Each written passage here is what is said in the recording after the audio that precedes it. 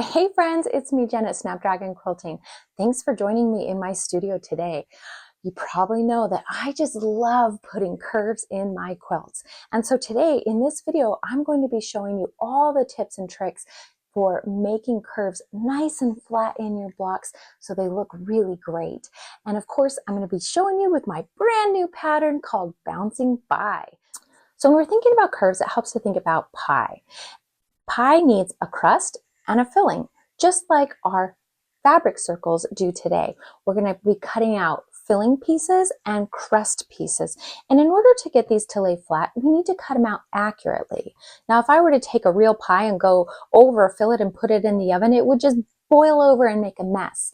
But with these pies, we actually need them overfilled in order to have enough fabric for our seam allowances. So if you're trying to sew together a curve and the crust and the filling just aren't fitting, go back and double check that you've cut them accurately. So in all of my patterns, I always include paper templates, and that is a great way to cut out a curve. However, in the quilting world, we have rotary cutters and self-healing mats and rulers. And so I'm going to show you two different rulers and paper templates. So let's get started cutting. So here's what one of the templates from the pattern looks like. And I went ahead and cut it out around the outside edges. And you'll notice that I have notches here. And I actually like to cut these out of my paper template because then it's going to make it easier to mark these spots on my fabric. So I'm going to just take my paper scissors and go ahead and cut these out. And like we were talking about the pie analogy, it helps to slice our pie. So we only have to worry about one slice at a time. And so what these marks are doing is they are dividing up our pie. So if I fold it, you can see that that mark is right in the middle, and the same on this side. So now I would have 4 slices of pie to manage instead of trying to manage all of this curve. So one thing that a lot of people tell me about when we're doing curves is they worry about wasting fabric. And so in this pattern, I have included diagrams for optimal fabric use. So there are ways to lay these templates out on strips and cut multiple of them with minimal fabric loss. However, for the ease of this video, I've got a rectangle today to show you. So I can take my paper template, match it up on the raw edges, and I could take my glue stick and I could put a little bit of glue on this paper here and tack this down in place. Or because I'm using a magnetic mat, I could put this in place and then I could put my magnets down to hold it in place. And then I would want to go ahead and take a method of tracing and come along here and trace the edges. And then I can come back in with my fabric scissors and I could go ahead and cut this out. Now when I'm going to cut this out, I'm not going to cut out my notches. Those are just simply for putting the mark where that pie is sliced. And I actually prefer just folding. So when I'm done with my fabric, instead of marking, I go ahead and just fold my fabric and then I give it a little quick press to show me where those pie slices are. So you can absolutely cut it out with the paper templates. Now, some people are going to say, Jen, can't I just come along here with my rotary cutter? It's dangerous. I don't want you to get your fingers hurt. So I don't recommend, if you're using the paper templates, trace and cut.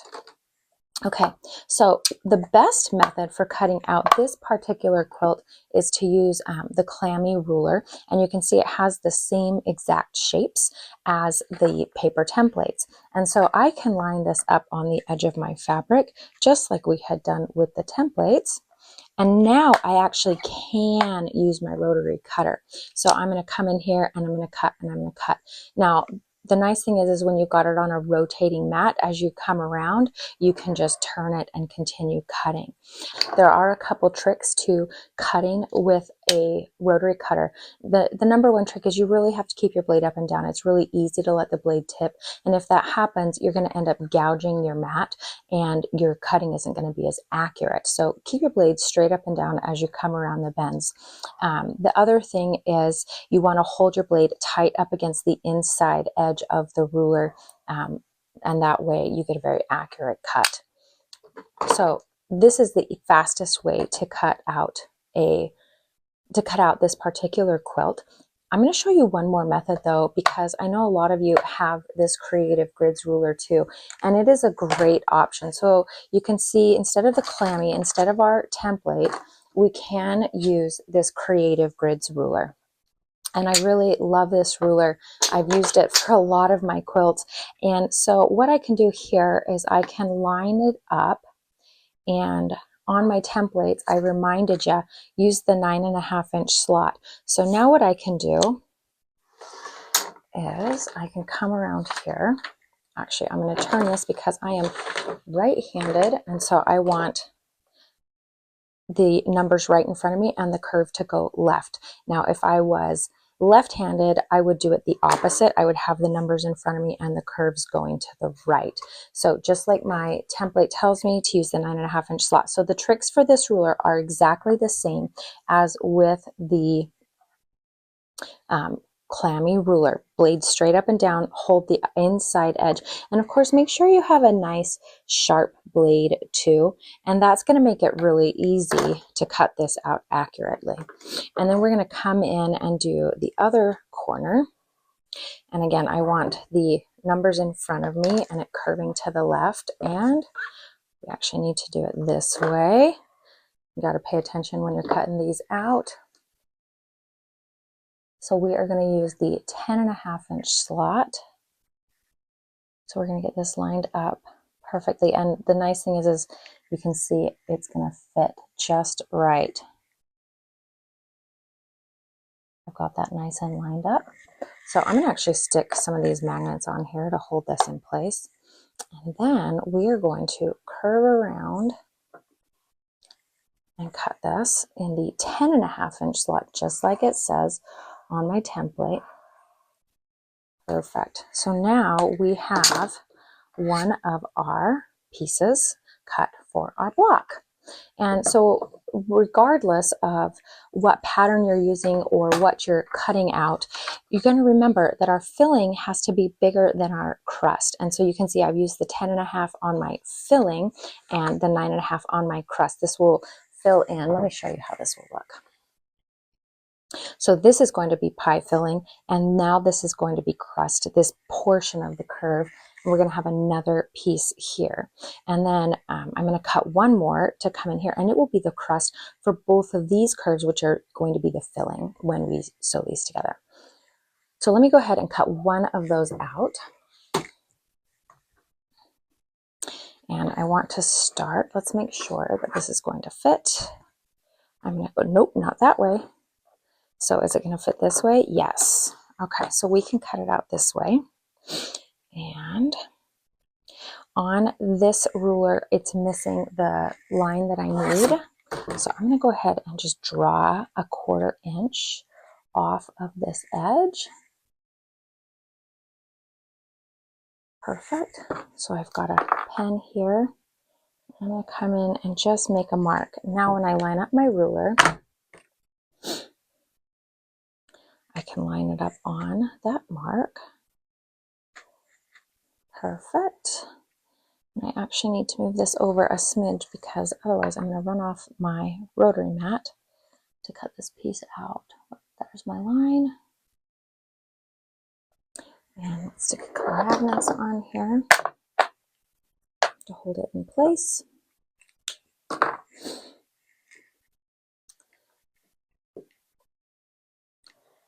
And so now I can come around and cut this edge. Again, blade straight up and down.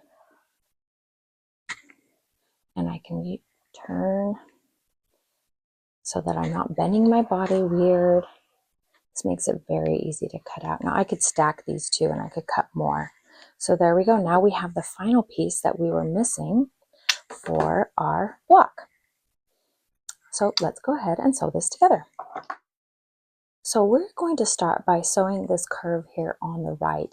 And I have laid these out with the prints right sides up. Let me show you without the light on. There you go. Prints right sides up. And this is how I want my block to look when I'm finished. Now I want you to lay these out so that they match at the raw edges, and you can see that they are overlapping. This means that I have cut them correctly and they're going to fit together when we sew them.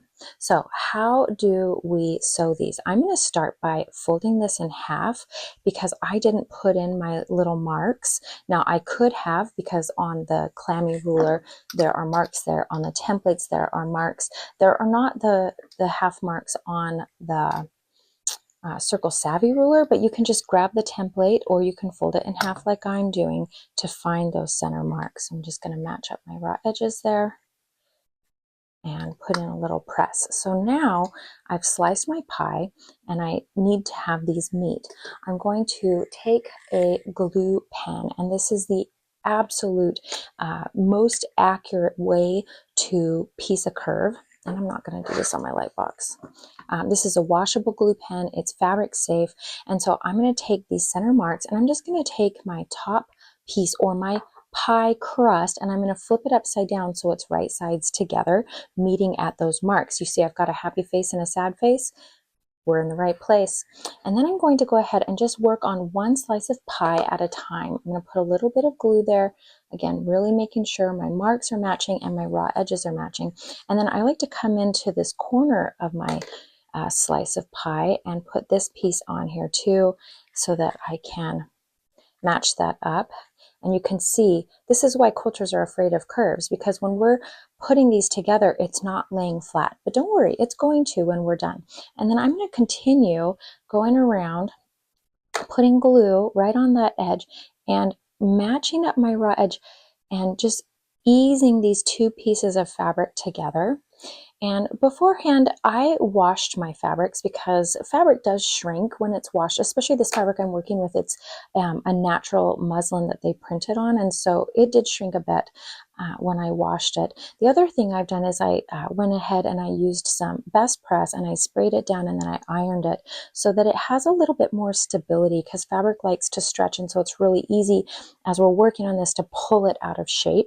But you can see I was really gentle and I matched up my raw edges and it fits together beautifully. So now I'm going to work on my second slice of pie here, and I like to put a little glue all the way through the corner just to really hold that corner nice and square and in place. And you'll notice the other thing I'm doing is I'm pushing down to work the glue into the fibers of the fabric. And I kind of like to roll my glue pen along the edge to get some glue there on the edge, and then I'm just going to gently ease these together, working the glue into both layers. And I want the entire seam matching. There's really two benefits to glue basting. Number one is accuracy. You can see my block is going to fit together really well because I've done all this work beforehand. Plus my ends are always going to meet because I've matched my corners so carefully. And the other real benefit is, yes, this takes time up front to put together, but when I go to sew this, it's so easy. Now, I know that a lot of you are pinners out there. I started as a pinner and I would just put a pin here, here, and here, and I'd go to my sewing machine and ease these together. You can absolutely do it that way. But on a pattern like this, where we have to get all three of these curves to meet right here really accurately, I find glue basting just makes me happier with the results because I'm able to get all of this to match perfectly every time just by taking a moment to glue baste. So that's how we prep this for sewing. Now let's go to the sewing machine. Now, as we come over to the sewing machine, I want you to notice a few things that I've done in setup. The first is I bumped my speed down. We take our time. I don't want to fly through this, so I usually put my speed at about half. I also put my needle in the down position, so there it is, so that when I pause, I can lift my foot and adjust my fabrics. I also have bumped my stitch length down to 2, which you can see right here. Most machines default to a 2.5 because small bites make smooth curves, so I use a shorter stitch length. It's kind of like a stop sign. It has 8 sides. It's kind of round, but if you give it more and more sides, it gets rounder and rounder. Same with our stitches. So I'm just going to come around here, and I am using a 1/4 inch foot because I want a very accurate 1/4 inch seam allowance. If you don't have a 1/4 inch foot, that's okay. You can always use the edge of your standard foot and just bump your needle closer to it. And of course, just test it out and find that perfect spot. I like to take a picture of my machine settings so I remember when I'm doing that where I want my needle.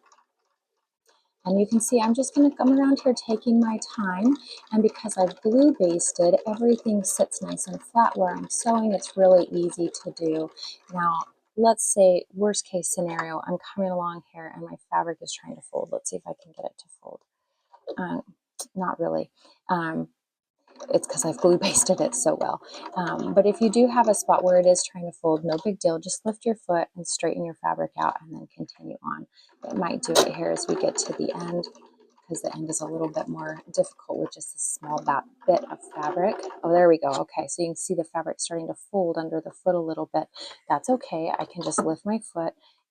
Now, my machine will not sew with the foot up, so I can stick my finger under here and I'm not going to get hurt.